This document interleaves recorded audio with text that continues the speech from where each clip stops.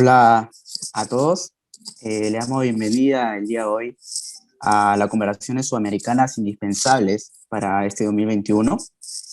Eh, el día de hoy la conversación que estamos realizando está organizada por la Fundación Roble del Sur, por la cual agradecemos por hacer estas charlas tan indispensables hoy en día. Las conversaciones sudamericanas indispensables es una gran oportunidad que el día de hoy tenemos gracias a la tecnología y a todos los acontecimientos importantes que estamos viviendo a través de la pandemia del COVID-19. Tantas dificultades como oportunidades que hoy en día tenemos. Para explicar un poquito sobre el Grupo Roble y su función que realiza, el Grupo Roble tiene especialmente tres misiones muy importantes. Una de ellas es la participación, el interactuar y el fomentar. El Grupo Roble está conformado por miembros y amigos de la Iglesia de Jesucristo de los Santos de los Últimos Días, que participan o desean participar activamente en la vida pública de nuestro país y en el mundo. Como grupo, interactuamos con líderes y referentes de diversos sectores sociales y espacios políticos, buscando dar a conocer nuestros valores éticos, ideas y proyectos. Y también queremos fomentar la participación, obviamente, de los miembros de la Iglesia de Jesucristo de los Santos de los Últimos Días y de todos los amigos de la Iglesia en nuestro país, ¿no? Haciendo especial énfasis en los jóvenes y las mujeres. Es una de las principales misiones que nosotros tenemos como fundación del Grupo Roble. El día de hoy vamos a tener una charla que seguramente donde vamos nosotros a aprender muchísimo por el ingeniero Fernando Villarán. Mi nombre es Manuel Navarro y vamos también yo voy a poder recepcionar algunas de las preguntas que ustedes van a poder hacerle al ingeniero Fernando Villarán posterior a de que él hable su ponencia, ¿sí? Que la van a poder escribir, la pueden escribir por interno en el Zoom y yo voy a estar recolectando la información para que luego ustedes puedan hacer las preguntas. Ahora quiero dar pase a Gabriel Sáenz, que va a decir algunas palabras para comenzar con la exposición del ingeniero Villarán.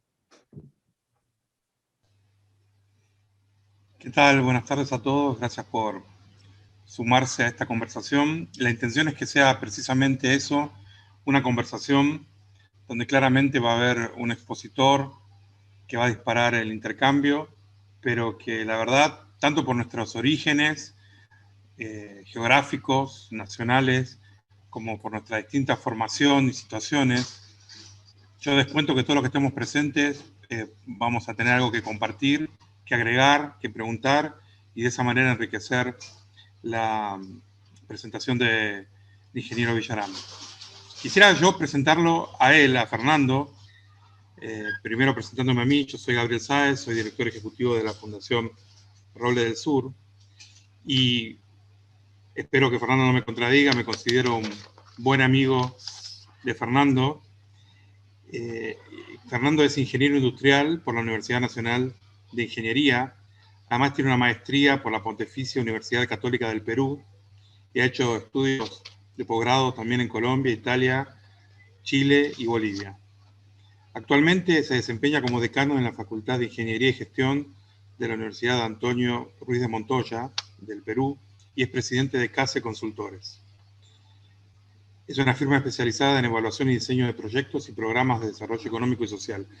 Permítanme ir más a detalle de lo que ha hecho Fernando, porque yo creo que es importante, dado la magnitud y el desafío que propone el título de su exposición, Lecciones Estratégicas que nos deja la pandemia, yo creo que es importante que todos entendamos quién nos va a hablar. Fernando fue ministro de Trabajo y Promoción del Empleo. Pero además, y para mí esto es un hito clave, tanto en el desarrollo del Perú como en el desarrollo profesional de Fernando, él fue presidente de la comisión organizadora y miembro del Consejo Directivo del Centro Nacional de Planeamiento Estratégico, CEPLAN. Además fue funcionario del Banco Interamericano de Desarrollo, director de la Corporación Financiera de Desarrollo, miembro del Consejo Nacional de Educación, presidente del Programa de Apoyo a Cadenas, Conglomerados y Clusters, miembro del Consejo Directivo del Consorcio de Investigación Económica y Social, organizador y primer presidente del Consorcio de Instituciones Privadas en Apoyo a las Pymes, miembro del Consejo Directivo de la Mesa de Concertación para la Lucha contra la Pobreza y consultor para diversos organismos internacionales como el BID, el Banco Mundial, ONUDI, FAO, PNUD y la OIT. Finalmente, también trabajó como jefe de la División Planeamiento del Banco Industrial del Perú. Ahora, esos fueron sus empleos. Ahora, ¿cuál es la producción intelectual que en realidad explica nuestra invitación hacia él? Le voy a comentar algunos libros nada más, porque además de ser actualmente decano en la UARM, él enseñó en las facultades de la Universidad del Pacífico, Cayetano Heredia, Lima y San Marcos, y ahora también enseña en el planeamiento estratégico. Pero ha escrito una serie de libros desde el 2007 para acá, voy a mencionar en orden de producción, y fíjense la variedad que tienen los títulos de los libros, pero la dirección en la que los títulos señalan. El mundo de la pequeña empresa, Creando riqueza desde abajo, que es un libro del 2009, Emergencia de la ciencia, tecnología e innovación en el Perú, el modelo de desarrollo alternativo de la región San Martín. Aquí una licencia poética, La picadura del escorpión, sobre la crisis financiera mundial, un libro que fue publicado por Editorial Planeta en el 2012, y más recientemente Educación emprendedora en la educación básica laboral e historia de las patentes e invenciones en el Perú. ¿Por qué voy a este detalle que corro el riesgo de caer en uno de los extremos? O muchos de ustedes lo conocen a Fernando y por eso están aquí, o los que no los conocen no pueden absorber toda esta información y después no parecerlos relevantes. Pero yo quiero hacer un punto. Fernando no es un actor público en el Perú y en nuestra Sudamérica que se caracteriza por en algún momento de su vida profesional haber hecho un gol en términos futbolísticos. Fernando no tuvo una estación remarcable, sino que él ha jugado verdaderamente en todos los puestos de este equipo, y este equipo trabaja para una sola cosa, que es lograr el desarrollo de su país y de esa manera ser ejemplo para toda la región. Entonces, porque él sabe cómo atajar los penales de la función pública, también cómo marcar a los enemigos políticos y económicos de afuera y adentro del Perú. Sabe cómo pasar la pelota a aliados y sabe cómo hacer goles estratégicos, tanto en el diseño de ideas como en la formulación de políticas públicas. Es por esa trayectoria de jugador de verdaderamente toda la cancha que lo hemos convocado a Fernando hoy a hablar. Y si me permite, quiero recordar una cosa y recordarle a Fernando algo. ¿Cómo lo conocí? Nos conocimos en Lima hace más de 10 años, en una conferencia en la que yo me sentí feliz de compartir un panel con él. Y yo sabía que iba a estar él, pero que él iba a hablar y se iba a ir inmediatamente y no tenía posibilidad de tener una charla sola como quería.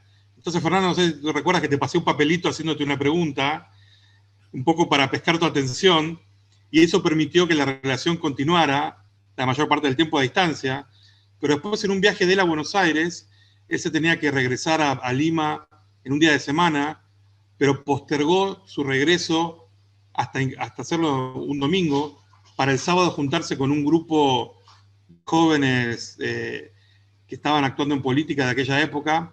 Hace 12 años yo, por algún criterio, podía todavía ser considerado joven en algún sentido, y tenía un grupo de gente que estaba conmigo, y Fernando se estiró su estadía en Buenos Aires, quitando su tiempo personal para conocernos y para charlar.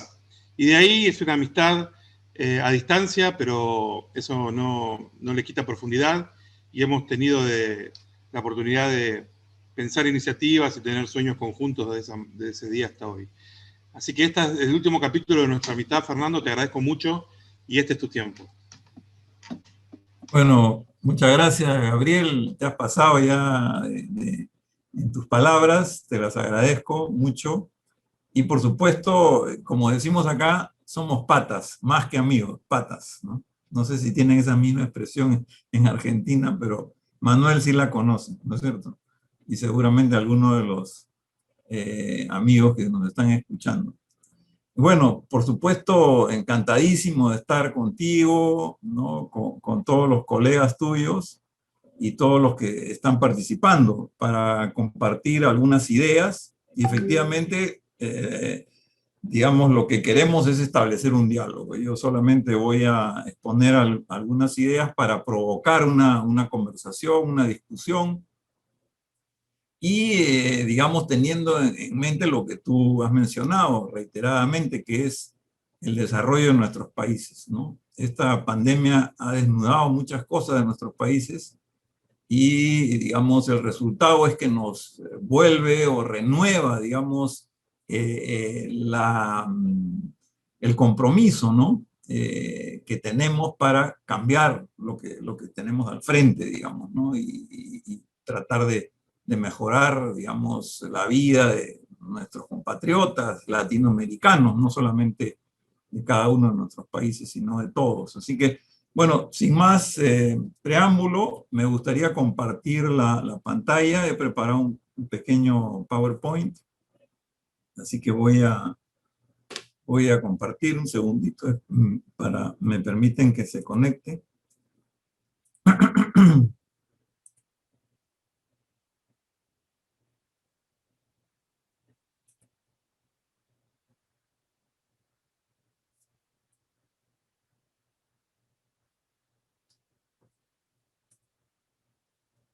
¿Ven bien la pantalla? ¿Está bien? Y me escuchan también, me pueden decir.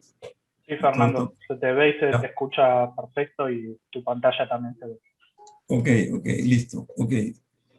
Bueno, como ya adelantó Gabriel, la idea era conversar sobre las lecciones. Yo le he puesto el calificativo de estratégicas de la pandemia, ¿no?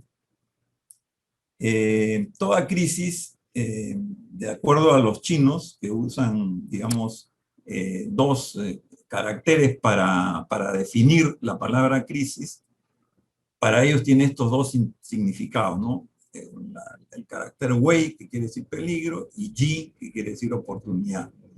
Y por supuesto los acepto plenamente, pero para mí tiene un tercer significado la crisis, que es que nos permite revelar lo que estaba oculto, no era tan claro, digamos, verlo, ¿no? Y eso es un poco lo que yo quiero compartir con ustedes. ¿Qué mensaje nos ha dado la crisis, ¿no?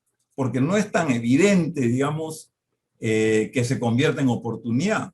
De hecho, el sufrimiento lo tenemos, ¿no? Los problemas lo tenemos, pero esto no se convierte automáticamente en oportunidad. Depende de cómo leemos esa realidad, de qué lecciones extraemos de lo que tenemos al frente, ¿no?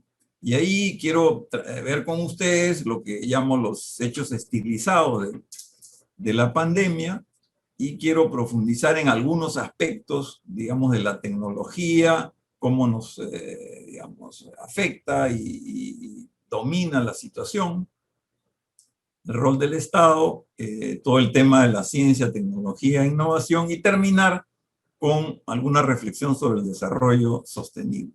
Así que voy a avanzar. ¿Cuáles son los hechos estilizados? Que es un concepto que yo aprendí cuando estudiaba macroeconomía y me gustó, se me quedó. Son los siguientes, ¿no? Primero, que estamos ante un proceso zoonótico, ¿no? Que no es el primero, por supuesto, porque ya viene de varios atrás, ¿no? Desde la gripe aviar, las vacas locas, los SARS, en fin, mediante el cual los virus de los animales se trasladan a los humanos. Esto, digamos, es aceptado, no voy a, digamos, decir que hay demasiada polémica, pero me da la impresión que no se está difundiendo lo suficiente, porque esto sería razón suficiente como para decir, no podemos continuar en la misma ruta que estamos porque se van a volver a repetir, ¿no? Y acá, digamos, solamente voy a hacer referencia a algunos artículos, ¿no? De Romanet, de Jaber, así se suena, y el propio Papa Francisco, que hace rato hablaba de, en su encíclica Laudato Si, los problemas de la relación entre el hombre y la naturaleza. Y el otro tema que ha surgido con muchísima fuerza es las agudas desigualdades que había en nuestras sociedades. Nuestras sociedades, desde los países desarrollados hasta América Latina, pasando por el resto del mundo, han crecido en los últimos años, pero no se han desarrollado. Las diferencias se han hecho más profundas y hay más desigualdad. También pongo referencia de algunos autores. Ahí este PowerPoint ya se lo he enviado a Gabriel, así que seguramente lo podrá compartir con todos los que quieran. Y ahí, bueno, recojo los documentos y las investigaciones de Piketty, de Sáez, que es, ya me ha dicho Gabriel que no es pariente, pero es un apellido medio raro, así que no me extrañaría, porque me parece que es también de Argentina. Con su colega Zuckman ha hecho un texto muy bueno sobre las desigualdades en Estados Unidos. Y nuevamente, el Papa Francisco, con la última encíclica que se llama Fratelli Tutti, justamente habla sobre este tema de la desigualdad. Yo soy hincha del Papa Francisco por muchas razones, pero además porque como enseño en una universidad que ya la ha mencionado Gabriel, Antonio Ruiz de Montoya, que es de los jesuitas, entonces obviamente tenemos una relación bastante estrecha con todo lo que él produce. Pero estos dos aspectos quiero dejarlos ahí, o dos, digamos, lecciones, y quiero concentrarme más bien en las que vienen, ¿no? El tema de las tecnologías digitales, que ya eran muy importantes antes de la crisis, pero que ahora se han vuelto dominantes, ¿no? Esto, además relacionado con el avance científico y tecnológico de los países desarrollados, ¿no? Que ha permitido desarrollar y producir masivamente las vacunas que nos están llegando y que nos están generando una serie de problemas, como hemos ya conversado antes de esta, digamos, charla, ¿no? en los minutos previos. Y finalmente, el tema de los estados, ¿no? Se nos había vendido en los últimos años que los estados iban a desaparecer o que iban a tener un rol secundario. En todo caso, era la voluntad de un grupo de las sociedades, ¿no? Vinculado al modelo económico vigente, pero nos hemos dado cuenta con la pandemia que el Estado tiene un rol fundamental, digamos, ¿no? O sea, impresionante, incluso para salvar a las propias empresas privadas, que son las que querían prescindir del Estado. Por supuesto, ayudar a la población, ¿no? Y impulsar la reactivación de la economía. De hecho, esto también es importante, ¿no? Y es uno de los digamos, lecciones que yo he recogido. Bueno, quiero hablar sobre los cambios tecnológicos y para no hacer un rollo muy largo, me voy a referir a un caso concreto, ¿no? Que es la empresa Amazon, ¿no? Que se ha convertido en la más valiosa del mundo y su dueño, Jeff Bezos, el hombre más rico del mundo. En plena pandemia, ¿no? En el 2020. Eso no ocurría. El 2019 no era ni la más valiosa ni era el más rico. Es una empresa gigante, ¿no? Le llaman uno de los gigantes tecnológicos. No es el único, pero es el más grande de los gigantes, ¿no? Ofrece 400 millones de productos, ¿no? Vende 2.080 millones de productos al año y así, bueno, no voy a dar todas las cifras, pero ¿cuál es lo que yo quiero enfatizar? Que esta empresa casi sola, ¿no es cierto? Y claro, por supuesto acompañada de otras que están en el comercio electrónico, ha terminado con los malls, ¿no? En Estados Unidos y está terminando con ellos a nivel mundial, en el Perú y seguramente en Argentina y en otros países de América Latina. Muchos están cerrando, ¿no? Es casi una empresa sola, es decir, la potencia no es solamente que crece, digamos, y tiene muchas utilidades y tiene mucho poder, sino que incluso está produciendo un cambio cultural, ¿no? En el caso de Estados Unidos, todas las familias iban al mall el fin de semana, ¿no? Los niños a jugar a los juegos, los padres a comprar, después se reunían a almorzar, se iban al cine, etcétera, etcétera, ¿no? Y ahora esa forma de vida está cambiando, digamos, ¿no es cierto? Antes de la pandemia, no solamente por la cuarentena, sino antes de la pandemia, para que vean ustedes la potencia de una sola empresa. Pero esa potencia se basa en qué? Y eso es lo que quiero decirles y compartir con ustedes. Que, digamos, Amazon y los otros gigantes están a su vez parados encima de hombros gigantes. Y esos hombros gigantes son las innovaciones que ha generado la revolución digital, o también la llamada industria 4.0, ¿no? O la cuarta revolución industrial, como quieran ustedes llamarlo, no es cuestión de Estado. Ellos utilizan, digamos, las supercomputadoras, ¿no? Basadas en las mainframes que se inventaron en el 46, los transistores, por supuesto, la fibra óptica, los satélites de comunicaciones, internet, computadoras personales, ya no tanto la empresa, sino los usuarios, digamos, ¿no? Que compran a Amazon, ¿no? La inteligencia artificial, que comenzó hace muchos años, pero que en los últimos se ha desarrollado mucho más, los celulares, que luego devienen smartphones, almacenes, digamos, robotizados, ¿no? Que tienen en todos los países del mundo, y, digamos, Big Data y otro tipo de software, ¿no? Que les permite actuar y responder a las demandas de los clientes con suma rapidez. Ahora, la mayoría de estas innovaciones que se han venido desarrollando en los últimos 60, 70 años han sido financiadas por el Estado. Ahí es donde entra este otro concepto, digamos, ¿no? Y también me estoy basando en un trabajo muy importante de Mariana Mazzucato, que me imagino que muchos la conocen, y si no la conocen deberían hacerlo, que tiene un libro muy importante que se llama The Entrepreneurial State. Lo pueden bajar de internet, o sea, y ahí ella hace un estudio bien específico sobre los smartphones, y dice 12 de las principales innovaciones del smartphone, que digamos son esenciales para que funcionen, han sido financiadas y promovidas por el Estado. Y ahí ustedes tienen la lista, como los propios microprocesadores, la internet, las pantallas de cristal líquido, ¿no? En fin, las pantallas también digitales, y la inteligencia artificial y otros. Entonces, esto que nos parecería como que la lección, digamos, de este crecimiento de los gigantes digitales es, la empresa privada finalmente prevaleció, pero bueno, prevaleció porque tuvo este apoyo previo, digamos, del Estado, y esto quiero que se quede, digamos, esa idea en la cabeza de ustedes. Ahora, esto está relacionado con esta polémica que hay y que yo quiero levantarla sobre cuál es el motor del crecimiento, o si quieren del desarrollo, digamos, ¿no es cierto?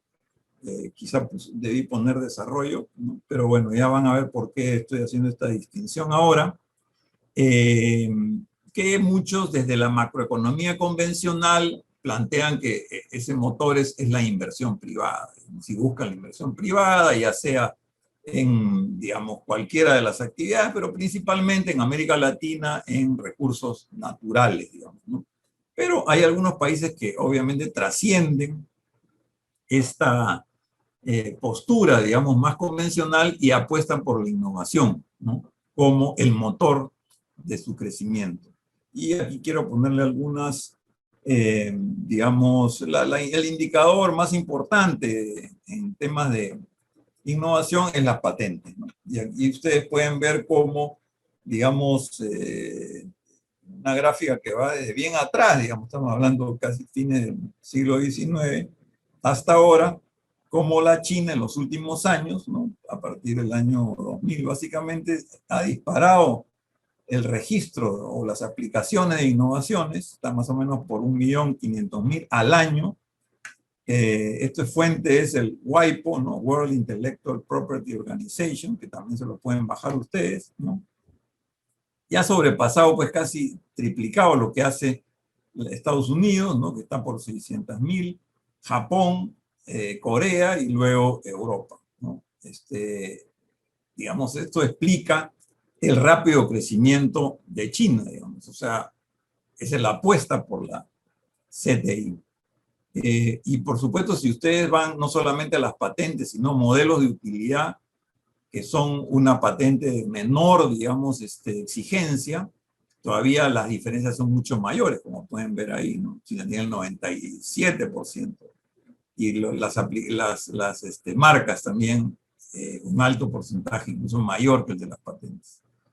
Y aquí, digamos, hay una comparación entre el año 2009 y el 2019, y ustedes pueden ver el avance asiático, porque no es solamente China, es verdad, también Corea y Japón, y el retroceso de América del Norte y de Europa. Pero acá aparecen las cifras de Latinoamérica, que estábamos casi en nada, ahora estamos todavía menos, ¿no? Cerca al África y Oceanía, que son actores menores, digamos, ¿no es cierto?, en el concierto mundial.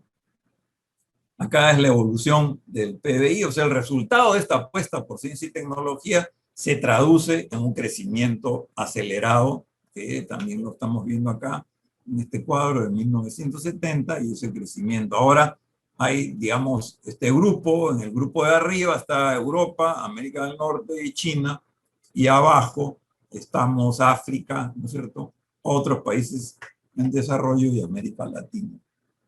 Acá hay un mapa que a mí me gusta, que seguramente lo han visto ustedes, este es el 2018, que, digamos, pone el tamaño de la economía, ¿no? Es lo que define el tamaño de cada país. Y ustedes pueden ver ahí que ahí sobresale Estados Unidos o América del Norte, Europa, China, en menor medida India, y América Latina pues se achica, se reduce, ¿no? África también.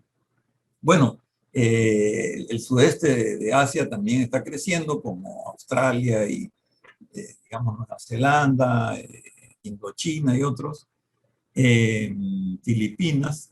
Y miren ustedes, arriba está en rojo Rusia, ¿no?, que era la segunda potencia mundial hace algunos años y se ha reducido pues a una pequeña piltrafa, digamos, ¿no? Esto es relevante para nosotros, para América Latina, porque es un país, digamos, que salió del sistema socialista, se pasó al sistema capitalista, pero es un capitalismo, digamos, de corrupción, de grupos, ¿no es cierto?, vinculados al Estado, ¿no?, y que no tienen, digamos, el dinamismo tecnológico que tienen sus pares en todo el mundo. Se ha dedicado también a las materias primas, ha abandonado, digamos, su peso industrial, y en fin, y eso es un poco lo que puede y es lo que nos está pasando a nosotros como América Latina.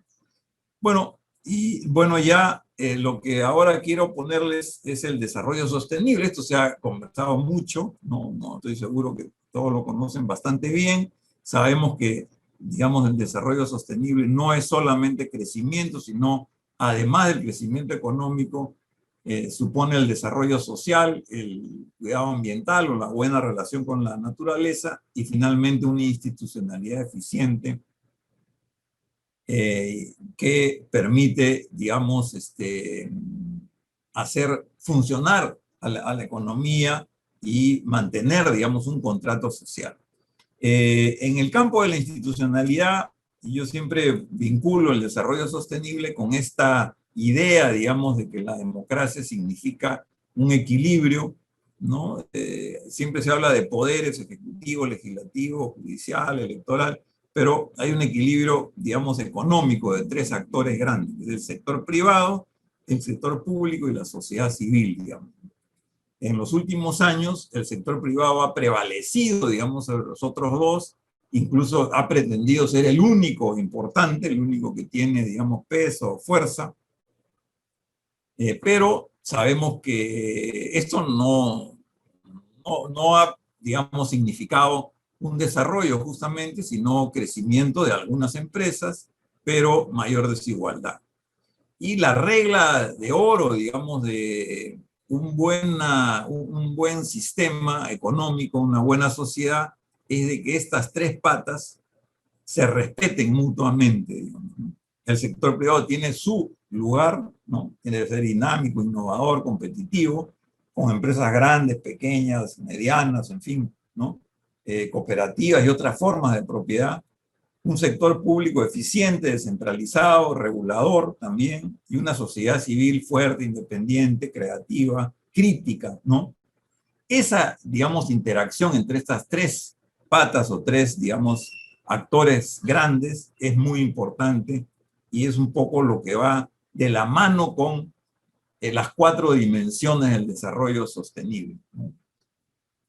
Para aclarar un poco la sociedad civil, que es un concepto que más difícil y que es más polémico en todo caso, les planteo, digamos, algunos de los actores dentro de la sociedad civil, como los sindicatos, ¿no? Los sindicatos, como ustedes saben, están siendo perseguidos en muchos países. Hoy día mismo me he enterado, en estos días, de que justamente Amazon, la tremenda empresa gigante, digamos, está en una política de oponerse a la sindicalización de sus trabajadores, ¿no? Lo mismo que Walmart, que es el mayor empleador en el mundo, ¿no?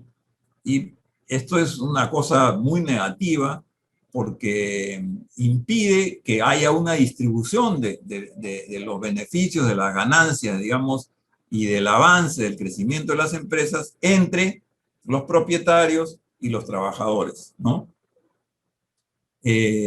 Después, bueno, por supuesto, están los gremios empresariales, las iglesias, de las cuales ustedes forman parte, ¿no? Las universidades, ¿no? Independientes o asociativas, le llamamos acá, los medios de comunicación, colegios profesionales, ONGs, artistas y todo el tema de la cultura, digamos, ¿no? La sociedad civil es muy importante, le da el calor y el color, digamos, a las sociedades. Pero es verdad que hay algunas posturas que de alguna manera la tratan de marginar, ¿no? Dejar fuera, digamos, ¿no? Como el caso de los sindicatos. Y eso no debe ser, digamos. Y finalmente, esto es, digamos, la agenda del desarrollo sostenible que plantea las Naciones Unidas, ¿no? Que es digamos, objetivos del desarrollo sostenible al 2030, que son 17 diferentes campos o objetivos, ¿no? Complementarios que de alguna manera trazan una ruta, digamos, ¿no? O sea, obviamente cada país tendrá, digamos, el énfasis, ¿no es cierto?, y las características propias, pero que ayudan para plantear esto, ¿no? Plantear una dirección a la cual avanzar. Ahora sí, yo voy ya terminando justamente para dejar abierto el diálogo, lo que yo le llamo el atajo, digamos, ¿no? Así le he calificado. Esto es la gran oportunidad que tenemos en América Latina, que viene justamente de la primera, digamos, lámina que les presenté, ¿no? Del concepto de crisis con los dos, digamos, los dos dibujos chinos, ¿no? ¿Cómo aprovechamos la oportunidad? Y yo a esta oportunidad le llamo el atajo. Y déjenme explicar un poquito. Miren, nosotros normalmente venimos, y aquí está los países en desarrollo, vamos a llamar así, América Latina y otros países, detrás de los países desarrollados, ¿no es cierto? Estamos detrás, y los países desarrollados y todos nos encontramos con este obstáculo, digamos, ¿no? Del COVID-19. Estamos en camino hacia un desarrollo económico que le llamo insostenible, ¿no? Crecimiento económico insostenible, ¿no? Y se ven obligados los países desarrollados a cambiar de rumbo, digamos, ¿no? Irse hacia un desarrollo sostenible. Todos lo están haciendo, digamos, le llaman de diversas maneras, ¿no? El nuevo pacto verde, la estrategia verde, las industrias verdes, combatir el cambio climático, en fin, todo el tema de las energías renovables, ¿no? Y están haciendo ese giro, digamos, ¿no? Y nosotros estamos atrás. Entonces, obviamente, para nosotros no tiene mucho sentido seguir la misma ruta de los países desarrollados y recién cuando llegamos al obstáculo doblar, digamos, hacia el desarrollo sostenible. Hay que cortar camino hacia el desarrollo sostenible, ¿no? Esa es una idea bastante lógica, digamos, ¿no? Por lo menos en este gráfico, ¿no? Pero incluso hay más. ¿Qué pasa si el camino este giro que están dando los países desarrollados no es solamente de 90 grados, como aparece acá, ¿no es cierto? Yéndose por esta flecha azul, sino que en realidad el giro es mayor, digamos, es 120 grados, ¿no? Y el desarrollo sostenible está más cerca de donde estamos nosotros. De hecho, los países desarrollados hablan de decrecimiento, ¿no es cierto? ¿No? ¿Se imaginan lo que tienen que hacer para desmontar sus industrias automotrices, que son el corazón, digamos, de la industria de los países desarrollados? Claro, están haciendo autos eléctricos, pero las piezas de un auto eléctrico son muchísimo menos que las piezas de un auto a combustión interna. Por decir solamente un ejemplo, pero así hay otros, digamos que por eso es que se habla de un decrecimiento. Entonces, ¿qué pasa si ese giro es mayor? Probablemente va a variarse según los países, ¿no? Si es mayor, entonces nosotros, desde el lugar donde estamos, de repente podemos llegar incluso antes al desarrollo sostenible. Esa es un poco la hipótesis, ¿no? Para poder nosotros, desde ahora, tener un camino propio hacia el desarrollo sostenible. Por eso yo le llamo el atajo. Eso es lo que estoy llamando como el atajo, ¿no es cierto? Una nueva trayectoria, no solamente para América Latina, los países en desarrollo, ¿no? El camino propio hacia el desarrollo sostenible, ¿no? Ahora, digamos que hay algunos temas, ¿no? Para ponerlo esto, aterrizarlo un poquito, ¿no? Y ver qué significaría, ¿no? Por ejemplo, es evidente que con la pandemia el tema de la salud se ha puesto en primer lugar, ¿no es cierto? Y necesitamos una salud para todos, ¿no? Obviamente, seguir a los países desarrollados y en particularmente a Norteamérica sería lo más absurdo que puede existir. En este campo, por ejemplo, de la salud, sabemos que el modelo norteamericano está basado pues en la salud privada. Casi no hay salud pública, la salud pública es muy débil o la han ido debilitando a lo largo de estos últimos años. Existen, digamos, las clínicas privadas, ¿no es cierto?, los consultorios, pero sobre todo la industria farmacéutica, que ellos le llaman Big Pharma, y que está de la mano con los seguros, ¿no? Yo tengo amigos médicos que han trabajado en Estados Unidos, ¿no? Uno que era dentista y me dice, mis colegas en Estados Unidos cuando veían a la señora, una señora, digamos, 50 años, 60, venía a hacerse, digamos, a arreglarse los dientes, le dolía una muela, le decía a la enfermera, ¿qué tipo de seguro tiene tal? Ya. Entonces, le podía curar la caries o le podía hacer una endodoncia, ¿no es cierto? Curar la caries costaba $300, pero la endodoncia valía $5,000. Entonces le hacían la endodoncia, ¿no es cierto? Eso es un caso real, eso me lo han contado a mí la persona que lo ha visto, no sé si él mismo lo ha hecho, pero en todo caso. Y por eso es que en el caso de Estados Unidos es el país que más gasta en salud a nivel del gobierno, del presupuesto público, y también el que los privados más gastan en salud. O sea, el presupuesto de salud es el más grande, pero es el que tiene el peor servicio.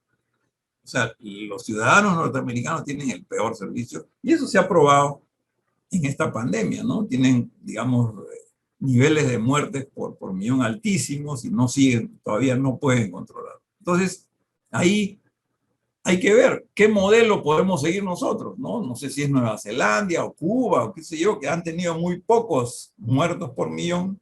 Sé que tienen un sistema de salud público fuerte, importante, es más preventivo más bien, ¿no es cierto?, con atención en los primeros niveles y no tanto grandes hospitales, ¿no?, con médicos visitando a los pacientes, a los barrios, ¿no?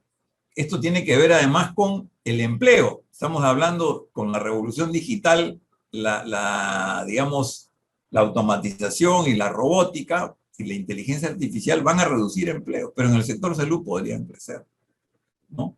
Los médicos que visitan a la familia, no va a ser un robot, pues, el que visita a la familia y converse con toda la familia, con el abuelito, ¿no es cierto?, con los niños, ¿no? No es un robot. Hasta ahora no se ha inventado un robot que perciba los cambios y mantenga la salud de esa familia y de un barrio entero, ¿no es cierto? Entonces, bueno, lo dejo ahí, pero miren, podemos tener lo mismo con alimentación saludable, ¿no? Los países desarrollados tienen pues la opción por la alimentación, digamos, chatarra, ¿no es cierto? Grandes extensiones de terreno, ganado vacuno, etcétera. Bueno, ahí estoy chocando un poco con Argentina, ya me disculparán. ¿no? Y Brasil también, que están por ese camino, pero felizmente otros países, y estoy pensando en el Perú, estamos basados en pequeña agricultura, digamos, ¿no? que usan muy pocos químicos, ¿no? Y por lo tanto es una alimentos saludables. Y eso es el secreto de tener un buen sistema inmunológico, ¿no es cierto? Entonces, yo estoy seguro que los países europeos, Estados Unidos, incluso los propios chinos que tienen plata, van a querer estar protegidos, digamos, contra nuevas pandemias. Y eso pasa por una buena alimentación. No es lógico, y yo creo que no es demasiado, digamos, no hay que pensar demasiado en aprovechar esta oportunidad para hacer, digamos, una venta de estos productos orgánicos más naturales a nivel mundial, ¿no? Un sueño que tengo es el Amazon de la alimentación saludable, que puede ser un startup, digamos, aquí de América Latina. Bueno, otro, vivienda digna, digamos, ¿no es cierto? Hemos visto que con la pandemia la gente ha tenido que estar en sus casas y desgraciadamente muchos la han pasado muy mal, digamos, ¿no? En casas que no tienen, digamos, las condiciones, son 10 personas que están en un solo ambiente o 2, ¿no es cierto? Y no pueden pues trabajar, los niños estudiar, los abuelos cuidarse, ¿no? Entonces necesitamos, digamos, hacer una vivienda popular digna, ¿no? Para toda la población. Esto significaría, pues, rehacer, digamos, muchas partes de nuestras ciudades, ¿no? Que han nacido y que tienen sus barrios marginales, ¿no? Sus callampas, ¿no es cierto? Y tienen diversos nombres en América Latina, pero yo he estado en China. En China, pues, el Estado ha creado, digamos, barrios en donde la gente tiene edificios, ¿no? De 30 pisos. Yo he estado en uno de ellos, tengo un amigo que desgraciadamente ya murió, que fui a su casa, él estaba casado con una china, tenía un departamento en el penthouse de 30 pisos, y el barrio en el cual él estaba, se veían cientos, por no decir miles de estos edificios, ¿no sé? Que estaban no tan juntos, estaban más o menos separados, el primer piso con jardines, los sótanos eran para guardar los carros, ¿no es cierto? O sea, realmente, digamos, un ambiente, ¿no? De una ciudad muy vivible, ¿no? Ahora, en nuestros países podemos convertir un barrio popular, pobre, en digamos, este esquema. Claro, no somos dictaduras, no podemos obligar, digamos, a la gente, aunque sea por su bien. Pero bueno, ya es un reto, digamos, ¿no es cierto? O sea, primero que no va a haber una sola solución para una vivienda digna. De repente hay barrios que van a querer mejorar su casa, otros de repente van a decir, estamos tan mal que sí, no hay ningún problema, aplanamos toda esta zona y hacemos edificios y me dan un buen departamento para la choza que tengo ahora, ¿no es cierto? Y yo creo que es un buen... Pero todo eso lo tiene que ser democráticamente. ¿Quién lo hace? Equipos multidisciplinarios, ¿no es cierto? De sociólogos, psicólogos, ¿no es cierto?, que van a conversar con la población y llegan a estas soluciones diversas, ¿no? Entonces, estos equipos, ¿no es cierto?, también son intensivos en mano de obra. Y la propia construcción de las ciudades o mejoramiento de las viviendas también es intensiva en mano de obra. O sea, digamos que perdón, déjenme tomar un poquito de agua.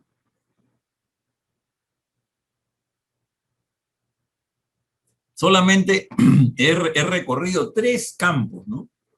Salud, alimentación, vivienda, pero podemos también recorrer educación, obra de infraestructura para lograr pleno empleo, políticas de ciencia y tecnología. Por ejemplo, el mar, digamos, más rico del mundo está enfrente de Chile, Perú y Ecuador. Ustedes ven los mapas, digamos, de los mares del mundo, casi todos los mares ya están, digamos, han sido depredados, ¿no?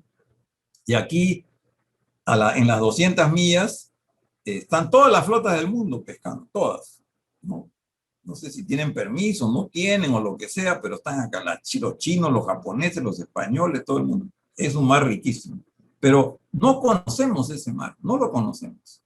No sabemos, digamos, sabemos las especies que capturamos, pero ¿cuál es la vida marina más profunda que hay en el suelo marino? O sea, no hemos investigado, no tenemos todas las especies digamos, existen, no sabemos cómo trabajarlas o mantenerlas incluso, ¿no? Entonces, hay un campo tremendo para la investigación, para el conocimiento. El dominio de algo parte del conocimiento. Y entonces nosotros tendríamos que invertir muchísimo en eso.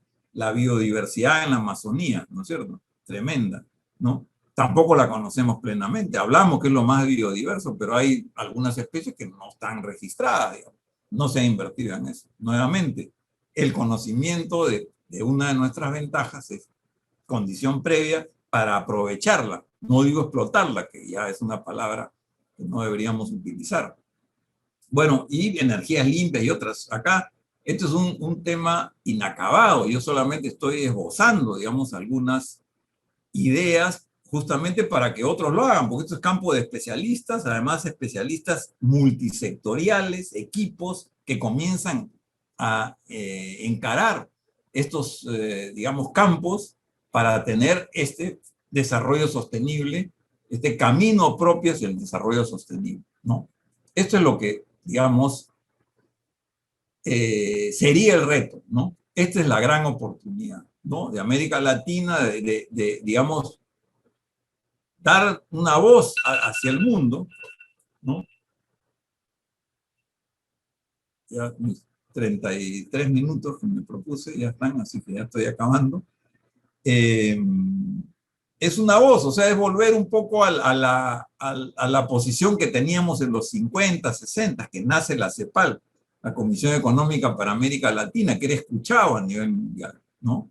Después ya sabemos que hubo problemas con la industrialización por sustitución de importaciones y se convirtió la CEPAL, pues, digamos, en una mala palabra, pero sí tuvimos una voz a nivel internacional. Yo creo que esto es una gran oportunidad. Acá están, digamos, las ventajas, ¿no? Que en esta región que el mundo está buscando, ¿no? Y podemos plantear un tipo de desarrollo que se relacione bien con la naturaleza, por lo tanto sea sostenible, ¿no? Que tenga, digamos, consideraciones sociales para que sea más igualitario, con más oportunidades, que aproveche, por supuesto, todos los avances de la tecnología y que se desarrolle sus propios conocimientos y su propia tecnología, ¿no? Todo eso en un paquete, digamos, ¿no es cierto? Yo le llamo el camino propio al desarrollo sostenible o el atajo. Y ahora sí, esta es la última. Para transitar este camino, yo creo que hay, digamos, algunas condiciones, y solamente pongo 3, ¿no? También para el debate, ¿no? Yo creo que ya deberíamos decirle a nuestros políticos, académicos, inclusive periodistas, que ya no hablen del crecimiento económico, ¿no? O sea, el crecimiento económico ya se debe convertir, es ahora un objetivo excluyente, exclusivo, ¿no? Que no ha logrado los resultados que queremos. Y tendríamos que hablar todos de desarrollo sostenible. Desde el momento que comenzamos a hablar de algo, nos interiorizamos en algo y comenzamos a buscar de repente esas soluciones. Segunda condición es reconocer que la innovación es el motor del desarrollo. ¿Se imaginan la gran cantidad de innovaciones que podemos generar en cada uno de estos campos que hemos mencionado, en la salud, en la vivienda, en la educación, en las energías, o sea, en aplicaciones, digamos, propias para resolver nuestros problemas, conservando la naturaleza? Son cientos, miles, ¿no? Decenas de miles de innovaciones que podemos desarrollar. Y no estar, pues, prendiéndole velitas a la inversión extranjera, ¿no? Para que ellos nos saquen del subdesarrollo, ¿no? Entonces también tenemos que aceptar eso. Y finalmente aceptar, pues, que el Estado va a cumplir un rol muy importante. O sea, basta de satanizar al Estado. O sea, obviamente el sector privado tiene un rol clave, fundamental. La mayoría de innovaciones la va a producir el sector privado, ¿no? Pero como hemos visto, digamos, compañía, en alianza con el sector público y financiado por el sector público, ¿cierto? Entonces, eso también es importante. superar esa idea de que el Estado debe ser chico, ¿no? No se debe meter en la economía. No, se mete, en China se mete, en Corea del Sur se mete, en Singapur se mete, y está haciendo las cosas bien y está logrando el desarrollo de sus países, ¿no? Entonces, con estas tres ideas me quedo, ¿no? Para ponerme a disposición de ustedes para las, digamos, inquietudes, comentarios, ojalá críticas, porque me encanta la discusión, ¿no? Se puedan tener. Muchas gracias.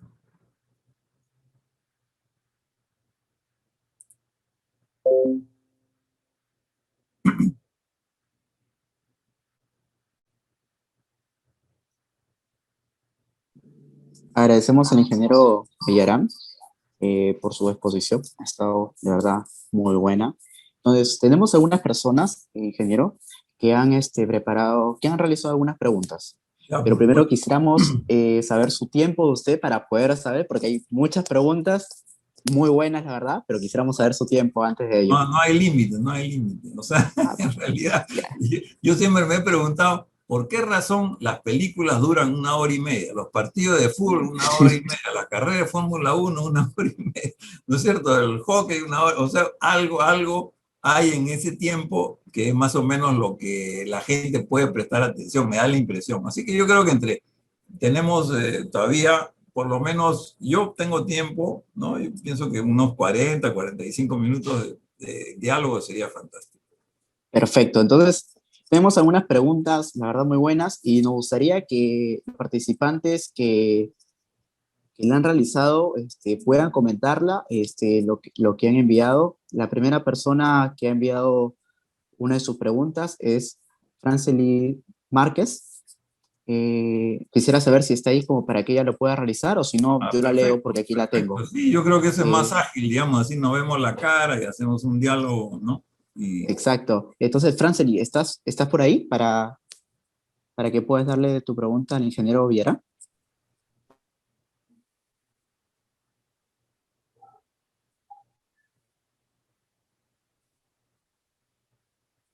Creo que está, pero no. Francely, ¿contestas?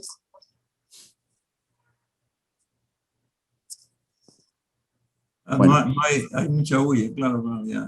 Entonces léela, no hay problema. Ya leí su mensaje. Ok, perfecto. Entonces voy a leer su pregunta de ella.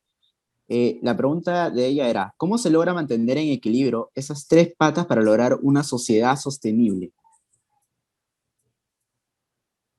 Sí, no, esa es la pregunta del millón, efectivamente. O sea, en realidad es difícil, ¿no? La primera condición es el respeto mutuo. O sea, yo creo que, digamos, el sector privado tiene que respetar que existe el Estado.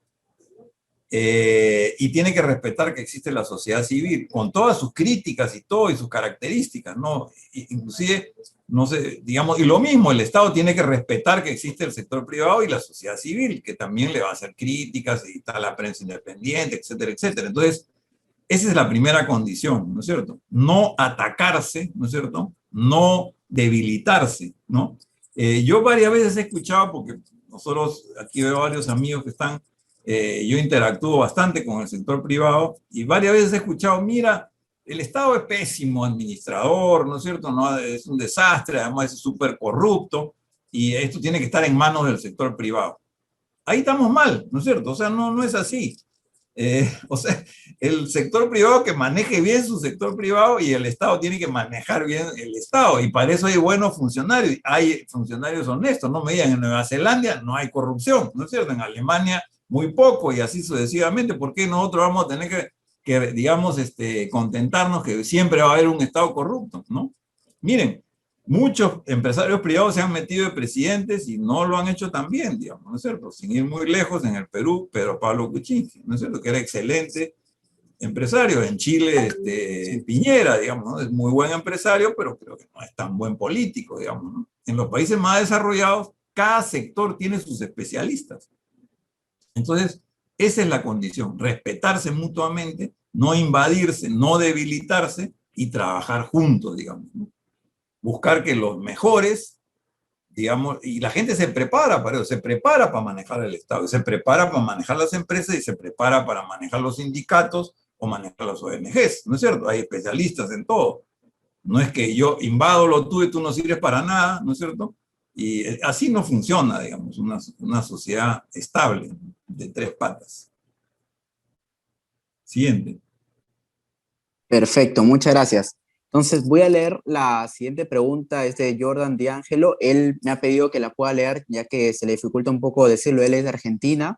Entonces voy a pedir también que cuando vayamos a decir nuestras preguntas, podamos tal vez presentarnos tal vez de qué país somos, como para que el ingeniero pueda saberlo. Entonces, Jordan D'Angelo, que es de Argentina, dice lo siguiente: hablando de desarrollo sostenible de nuestra amada Latinoamérica, además de la crisis económica, social e institucional, quizá la mayor crisis es de valores. ¿Qué opinión le merece sobre este punto?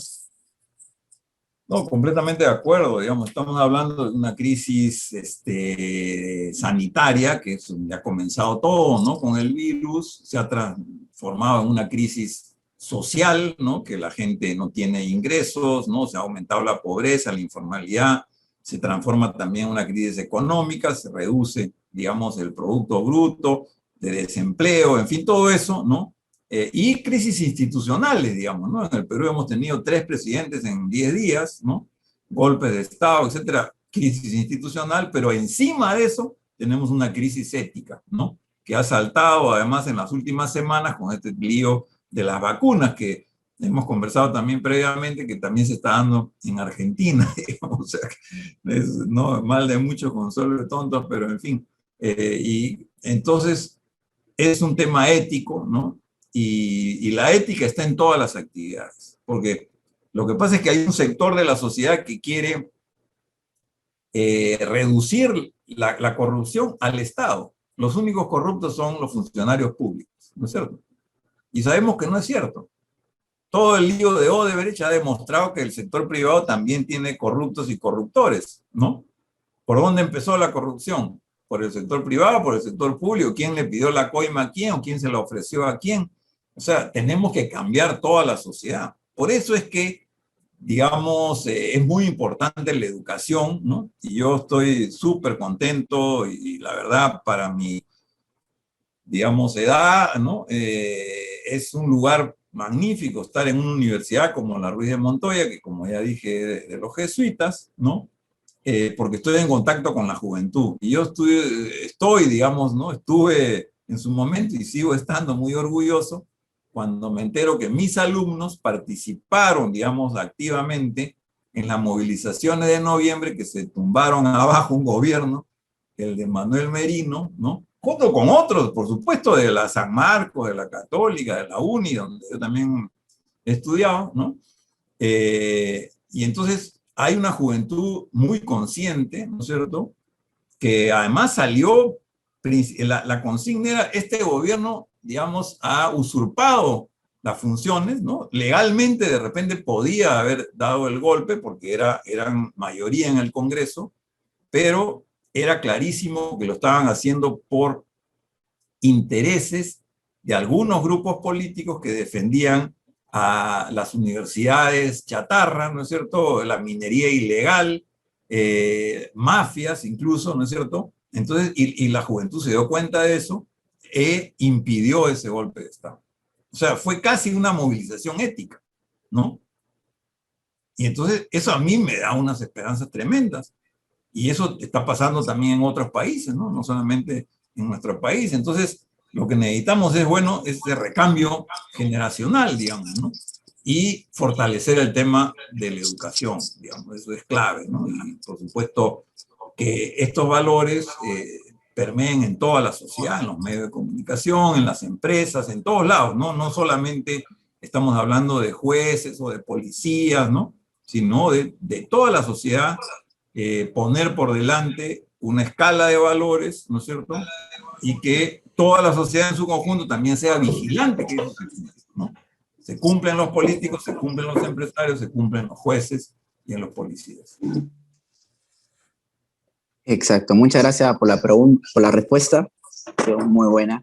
Entonces, ahora le queremos dar el tiempo a Mario y Axel para que pueda formular su pregunta que dio por interno. Mario, ¿estás por ahí? Para que puedas tu pregunta, por favor. Sí, Muchas gracias y buenas noches. Gracias, ingeniero Villarán, por la magnífica presentación. Hay algunos amigos que dicen, gracias por invitarme, he aprendido un montón.